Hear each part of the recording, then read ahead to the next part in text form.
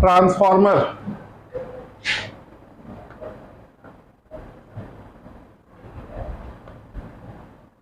कोई बता सकता है मुझे क्या होता है ट्रांसफॉर्मर?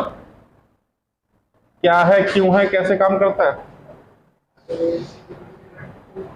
एसी को डीसी में चेंज करता है और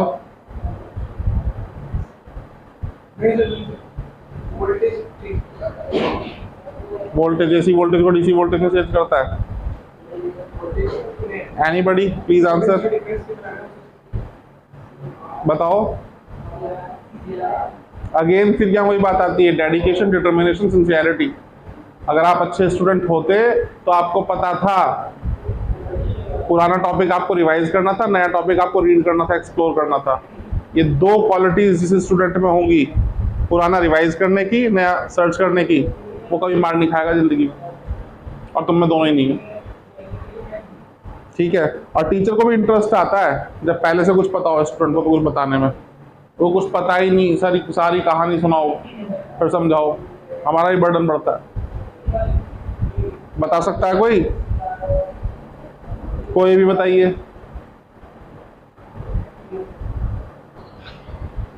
ट्रांसफॉर्मर, पहली बात तो ये समझिए, आपने कहा एसी को डीसी में कन्वर्ट करता है। जो डिवाइस एसी को डीसी में कन्वर्ट करती है वो ट्रांसफॉर्मर नहीं होती है, वो रेक्टिफायर होती है। नाम याद रखना। ऐसे ही एक सर्किट होता है जो डीसी को एसी में कन्वर्ट करता है, वो इन्वर्टर होता है। इन्वर्टर जो आपके घर में लगा हुआ है उसमें दोनों टाइप के सर्किट होते हैं, इन्वर्टर भी होता है, रेक्टिफायर भी होता है। जब सप्लाई चली जाती है तो आपका इन्वर्टर क्या करता है, बैटरी जो डीसी सप्लाई कर रही है उसको एसी में कन्वर्ट करता है, तब इन्वर्टर सर्किट वर्क करता है। और जब मेन सप्लाई आ जाती है तो फिर वो बैटरी को चार्ज करता है। बैटरी को चार्ज करने के लिए हमें ज़रूरत पड़ेगी डीसी की, तो उस समय वो एसी को डीसी में कन्वर्ट करता है, तब रेक्टिफायर सर्किट काम करता है। तो इन्वर्टर के अंदर दोनों टाइप के सर्किट होते हैं, लेकिन नाम फिर भी रेक्टिफायर नहीं बोला जाता, इन्वर्टर बोला जाता है, क्योंकि मेन फंक्शन इन्वर्टर सर्किट का है जब पावर सप्लाई नहीं आ रही है उस टाइम डीसी को एसी में कन्वर्ट करने का। समझ रहे हो? बैटरी तो कहीं और भी ले जाके चार्ज की जा सकती है ना? तो इतनी बात समझ में आ रही है आपको? अब फिर ट्रांसफॉर्मर क्या है? तो ट्रांसफॉर्मर बच्चे ऐसे कहते हैं कि ये वोल्टेज बदलने के काम में आता है या करंट बदलने के काम में आता है। कि जी वोल्टेज को क्या करता है, बढ़ा देता है। कोई कहता है जी वोल्टेज को घटा देता है, कोई कहता है जी करंट को बढ़ा देता है, कोई कहता है करंट को घटा देता है। मैं बताऊं सारी बातें सही है, बढ़ाता भी है घटाता भी है। वोल्टेज को बढ़ाएगा तो करंट ऑटोमेटिकली कम हो जाएगा, और वोल्टेज को कम करेगा तो करंट बढ़ जाएगा, क्योंकि पावर कांस्टेंट है। Power is the product of voltage and current, P is equal to VI। एक बढ़ गया तो दूसरा अपने आप कम हो जाएगा, और दूसरा कम हो गया तो पहला अपने आप बढ़ जाएगा।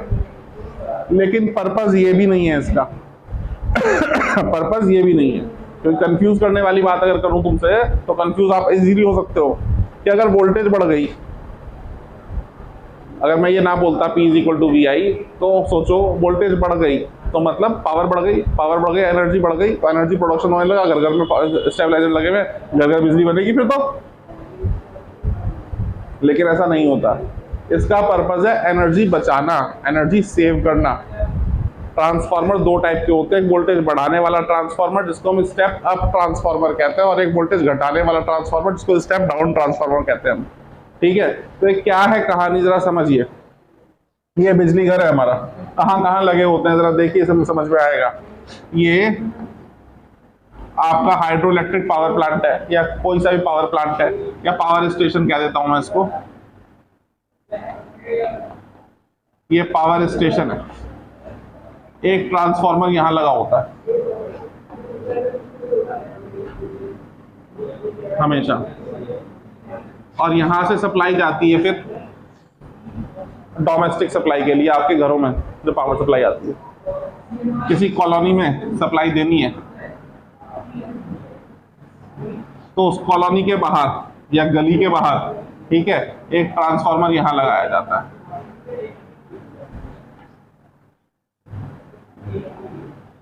ये समझिए, एक ट्रांसफार्मर पावर स्टेशन के बाहर लगेगा, और एक ट्रांसफार्मर जहां डोमेस्टिक सप्लाई देनी है किसी गली में, किसी मोहल्ले में, किसी कॉलोनी में, वहां लगाया जाएगा। क्यों लगाया जा रहा है? वेरी इंपॉर्टेंट टॉपिक, लाइटली लेके बच्चा रट्टा मार के छोड़ देता है, लेकिन रट्टा मार के छोड़ने वाली चीज नहीं है, बहुत प्रीशियस, बहुत इंपॉर्टेंट चीज है। ये वो है जिसकी वजह से दो महानायकों के बीच में लड़ाई हुई। महानायक मतलब रजनीकांत और अमिताभ बच्चन नहीं, साइंस के महानायक निकोला टेस्ला और थॉमस अल्वा एडिसन। क्या कहानी थी जरा समझेंगे तो समझ में आएगा। जो जनरेटर में इलेक्ट्रिसिटी जनरेट होती है वो ऑल्टरनेटिंग करंट आता है, एसी आता है। एसी को डीसी में कन्वर्ट करने के लिए डीसी जनरेटर में स्प्लिट रिंग्स लगाई जाती हैं।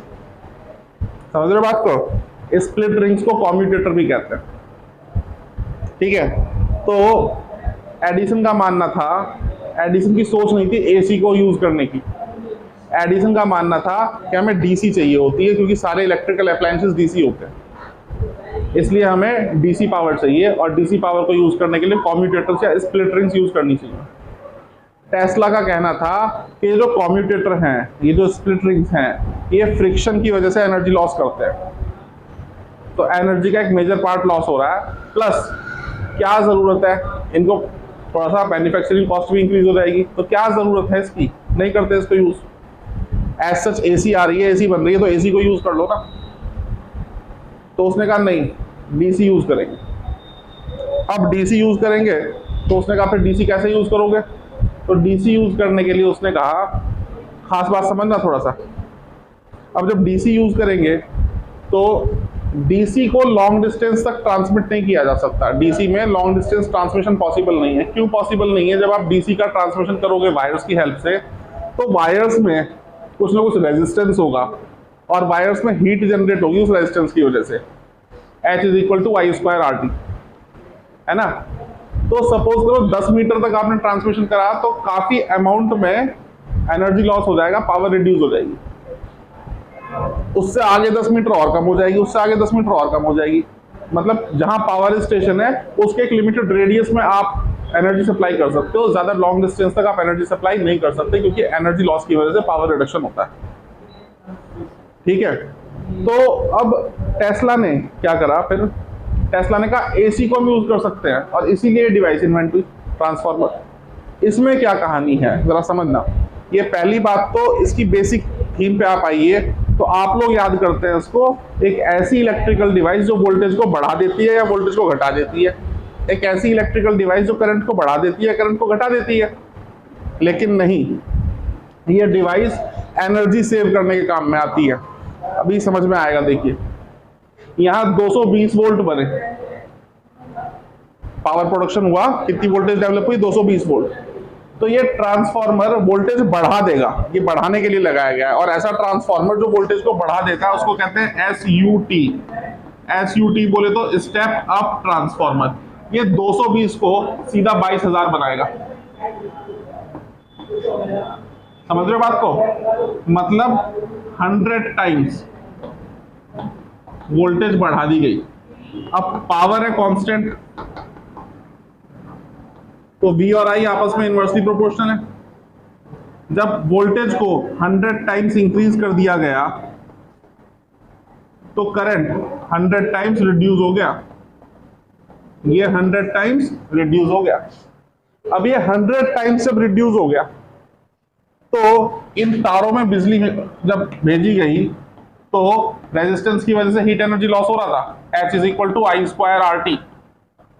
जब इसको 100 टाइम्स मतलब 10 की पावर 2 टाइम्स कम कर दिया तो ये 10 की पावर 2 का स्क्वायर टाइम्स कम हो गया, मतलब 10 की पावर 4, मतलब 10,000 टाइम्स एनर्जी हमने सेव कर ली। कहने का मतलब एग्जांपल से समझिए, अगर 10,000 जूल एनर्जी भेजनी थी और ट्रांसफार्मर ना होता तो वहां तक डेस्टिनेशन तक पहुंचते हुए 1 जूल रह जाती। समझ रहे हो बात को? कितनी रह जाती? 1 जूल। सारी तो खत्म हो गई, बचा क्या? यूज क्या करोगे? अब हमने क्या करा, वो एनर्जी जो 10,000 जूल रास्ते में खर्च हो रही थी वो बचा ली। बात समझ में आ रही है? अगर अब ऐसा कह सकते हो कि 1 लाख जूल अगर हमने भेजी तो लॉजिक समझ में आया कुछ? तो वोल्टेज बढ़ा करके हमने करंट कम कर लिया और करंट कम करने से एनर्जी लॉस बचा लिया हमने। अब जब यहां डेस्टिनेशन पर पहुंची तो वोल्टेज कितनी है? 22,000 वोल्ट। इतनी सप्लाई किसी के घर में दे दी तो ना एसी बचेगा, ना पंखा, ना टीवी, ना लोग बचेंगे, ना घर बचेगा। फिर क्या करें? इसको कन्वर्ट किया जाएगा 220 वोल्ट में। ये करने के लिए यहां इस्तेमाल किया जाएगा SDT, बोले तो स्टेप डाउन ट्रांसफार्मर। ये वोल्टेज घटा देगा 100 टाइम्स। अब 220 वोल्ट घर में सप्लाई कर दी तो सारी डिवाइस प्रॉपर्ली वर्क करेंगी। जिसको ये बात समझ में नहीं आ रही इसका एप्लीकेशन क्या यूज किया है, उसके लिए तामझाम बेकार है कि गुरुजी क्यों अपने भी और क्यों मेरे भी सर में दर्द कर रहे हो, 220 वोल्ट चाहिए, 220 वोल्ट बन रही है, डायरेक्ट सप्लाई मारोगा? तो डायरेक्ट सप्लाई तो मार देंगे पर बेटा पहुंचेगा नहीं, रास्ते में सब खत्म है। तो ये टेस्ला की सोच थी कि एसी को एज सच यूज करो, मॉडिफाई कर लेंगे अपने अकॉर्डिंग और जहां चाहो वहां भेजो। फिर 10 मीटर क्या 10,000 मीटर भेजो, 10,000 किलोमीटर भेजो, कोई दिक्कत नहीं है। तो गांव देहात में दूर दराज के इलाकों में इलेक्ट्रिसिटी ट्रांसमिशन पॉसिबल है अगर इलेक्ट्रिसिटी अवेलेबिलिटी है, तो किसकी वजह से? टेस्ला की वजह से। समझ रहे हो? एडिसन मनी माइंडेड था, उससे कहा कि भाई सब लोगों को बिजली कैसे मिलेगी? तो उसने कहा सबको जरूरत क्या है? कैंडल जला के काम चलता रहा, चलता रहेगा, जिसके पास पैसा उसको मिलेगी। उनके लिए नया डोमेस्टिक रेजिडेंशियल एरिया बनाएंगे, नई कॉलोनी बनाएंगे, नए कॉम्प्लेक्सेस बनाएंगे, वहीं पे पावर स्टेशन बनाएंगे, वहीं सप्लाई करेंगे। बाकी को गरीब आदमी को क्या क्यों चाहिए बिजली? क्या करेगा बिजली का? टेस्ला की सोच थी कि सबका अधिकार है, सबको मिलना चाहिए। लॉजिक समझ में आया? तो ट्रांसफार्मर की बेसिक डेफिनेशन जो रटवाई जा रही है वही गलत है। It is not obviously it is a device which can change voltage and which can change current, but it is not that device which is invented or which is created for this purpose. What is the purpose behind changing the voltage and behind changing the current? To save energy, to save energy loss in transmission of electricity. So transformer is an electrical device which is used to save energy in electrical transmissions by changing the value of alternating voltage. कौन सी voltage? Alternating voltage and alternating current. Next question आता है, for what purpose it is utilized? To increase the voltage or to decrease the voltage? Both. It can be used to increase the voltage as well as it can be used to decrease the voltage. When a transformer is used at the power station, then it is a step up transformer which is used to increase the alternating voltage and to reduce the current, to minimize the energy loss. And the transformer which is used outside the domestic area is a kind of step down transformer which is used to reduce the alternating voltage and to increase the amount of current. बात समझ में आई? तो basic purpose clear हुआ। है क्या transformer? है क्या? तो ट्रांसफार्मर किसी भी टॉपिक को पढ़ने का तरीका होता है बेटा, बड़ी डिवाइस पढ़ने का तरीका। सबसे पहले इंट्रोडक्शन या डेफिनेशन जो मैंने अभी आपको बताई, दूसरा फिर आता है उसका प्रिंसिपल, उसके बाद कंस्ट्रक्शन, फिर वर्किंग एंड थ्योरी। तो इंट्रोडक्शन समझ में आया, डेफिनेशन क्लियर हुई, अगर ये क्लियर तो सब कुछ क्लियर है। अब सवाल उठता है प्रिंसिपल क्या है, कौन से फिजिक्स के प्रिंसिपल पे ये बेस्ड है, कैसे वर्क करता है? तो it is based on the principle of mutual induction. Mutual induction पढ़ा था ना, तो म्यूचुअल इंडक्शन पे ही आधारित है ये। कैसे काम करता है? तो लैंग्वेज में अगर कहें तो कह सकते हैं सिंपल प्रिंसिपल तो हो गया, it is based on the principle of mutual induction. अब म्यूचुअल इंडक्शन कैसे होता है और कंस्ट्रक्शन क्या है उसकी बात कर लेते हैं।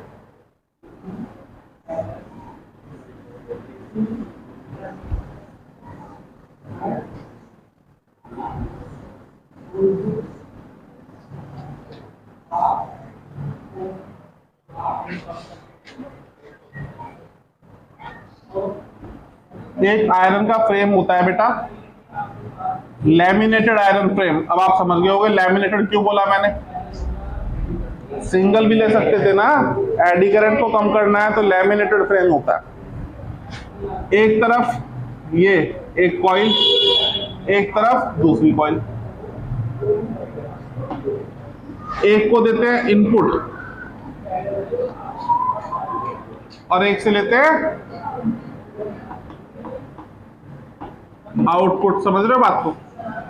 जिसको इनपुट देते हैं उसको कहते हैं प्राइमरी कॉइल, दूसरी को कहते हैं सेकेंडरी कॉइल।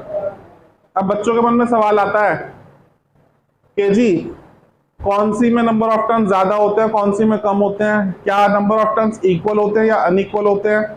इक्वल होते हैं तो क्यों होते हैं, अनइक्वल होते हैं तो किसमें कम किसमें ज्यादा होते हैं? बोलो क्या कह रहे हो? शीट थोड़ी ना है, ये तो फ्रेम है। कभी स्कूल प्रोजेक्ट के लिए ट्रांसफार्मर नहीं खरीदा? ये शीट है स्क्वायर या रेक्टेंगुलर शेप की, बीच में से कुछ कट कर दो तो फ्रेम बन जाएगा ना, रेक्टेंगुलर फ्रेम। ऐसे ऐसे मल्टीपल फ्रेम एक के ऊपर एक रख के मोटी सी लेयर बन जाएगी। अब मल्टीपल लेयर्स है तो लैमिनेटेड हो गया। इस पे एक कॉइल लपेटी हुई है, इस पे एक कॉइल लपेटी हुई है। समझ रहे हो बात को?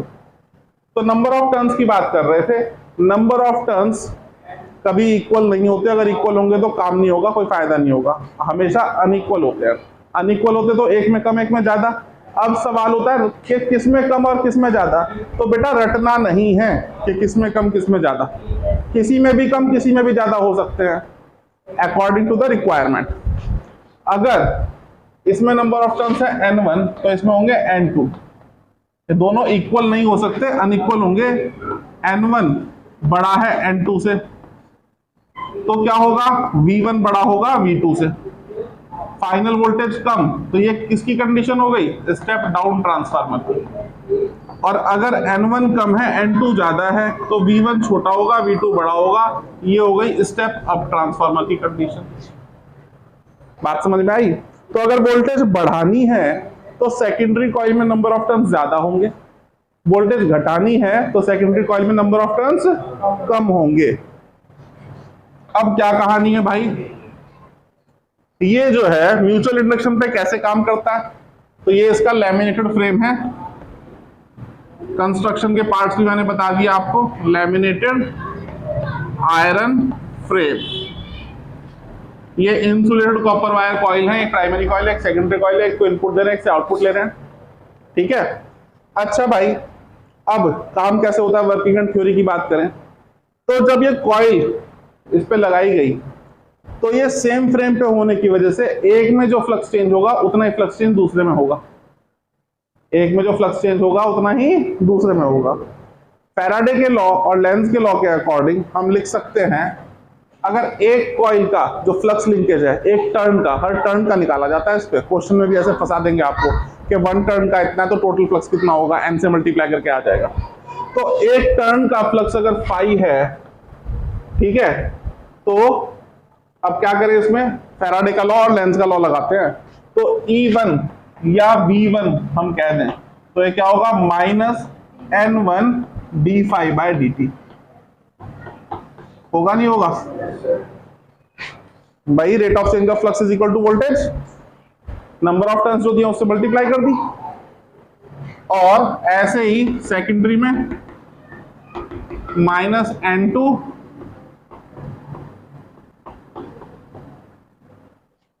डिवाइड कर दे तो क्या मिला,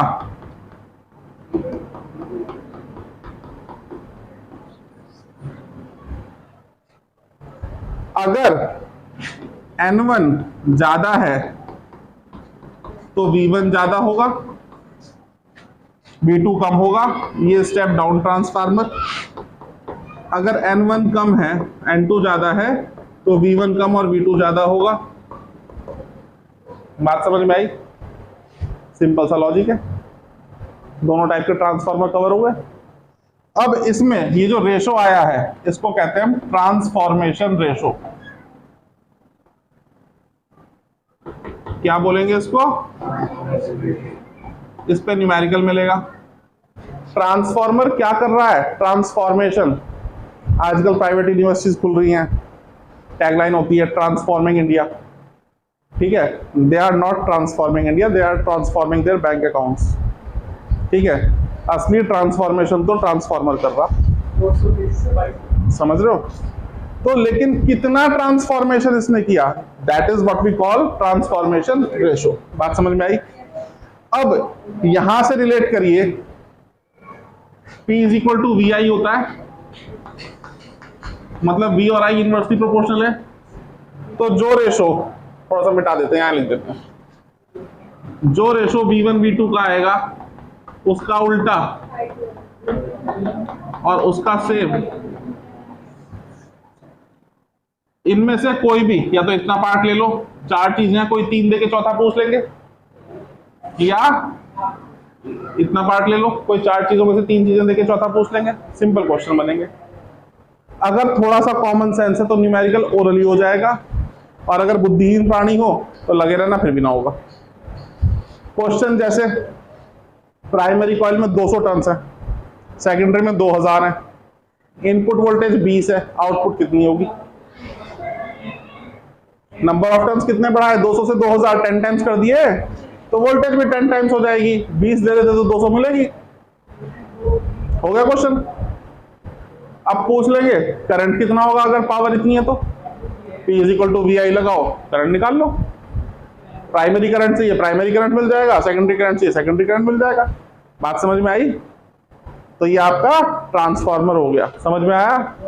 ध्यान रखना, ड्रॉबैक है, एसी पे ही काम करता है सिर्फ, ये क्वेश्चन बोर्ड में पूछा हुआ है, ठीक है।